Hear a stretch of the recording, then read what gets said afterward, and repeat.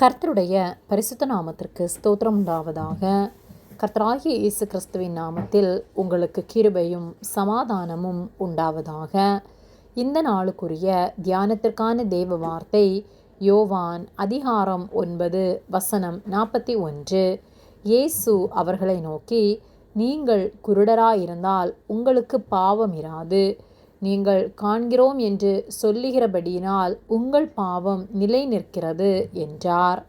பிரியமானவர்களே, கர்த்தருடைய பிள்ளைகளாகிய நாம் நம்மேல் இருக்கிற குற்றங்களை அறிந்து அதை கர்த்தரிடத்தில் ஒப்பு கொடுத்து நம்மை பரிசுத்தப்படுத்தி கர்த்தருடைய வார்த்தைகளை கைக்கொண்டு வாழ வேண்டும். யோவான் 9:41 இயேசு அவர்களை நோக்கி, நீங்கள் குருடராயிருந்தால் உங்களுக்கு பாவம் இராது. நீங்கள் காண்கிறோம் என்று சொல்லுகிறபடியினால் உங்கள் பாவம் நிலை நிற்கிறது என்றார் என்று சொல்லப்பட்டுள்ளது. நாம் பாவம் செய்து நம்மை பாவிகள் என்று கர்த்தரிடத்தில் நம் பாவங்களை அறிக்கை செய்து மனம் திரும்பும்போது கர்த்தர் நம்மை பரிசுத்தப்படுத்துகிறார். தம்முடைய விலையேற பெற்ற இரத்தத்தினால் நம்மை கழுவி சுத்திகரித்து நம்மை பரிசுத்தப்படுத்துவார்.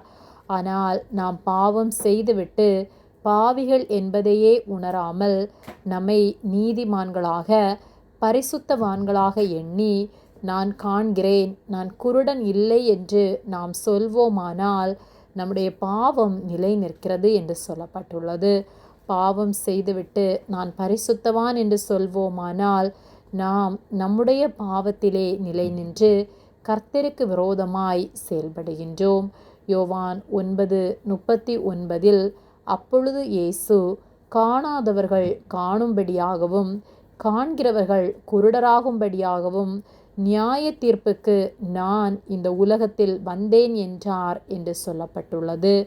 ஆகவே ஜாக்கிரதை உள்ளவர்களாக நம்முடைய தவறுகளை உணர்ந்து கர்த்தரிடத்தில் நாம் அறிக்கை செய்வோமானால் பிழைத்து கொள்வோம்.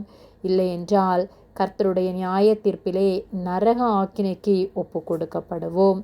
ஆகவே நம்முடைய பாவங்களை உணர்ந்தவர்களாய் நம்முடைய குறைகளை நம்முடைய தப்பிதங்களை கர்த்தரிடத்தில் அறிக்கை செய்து கர்த்தருக்கு உண்மை உள்ளவர்களாய் வாழ்ந்து அவர் வார்த்தைகளுக்கு கீழ்ப்படிந்து வாழ்வோம். கர்த்தர் நம் ஒவ்வொருவரையும் ஆசீர்வதித்து காத்து நடத்துவார். ஆமேன். ஜெபம். எங்களை அதிகமாக நேசித்து வழிநடத்தி வருகிற எங்கள் அன்பின் பரிசுத்த பிதாவே, இந்த நாளையும் நாங்கள் காணும்படியாக நீர் எங்களுக்கு ஜீவனை தந்த உம்முடைய அன்பிற்காக நாங்கள் உமக்கு நன்றி செலுத்துகின்றோம்.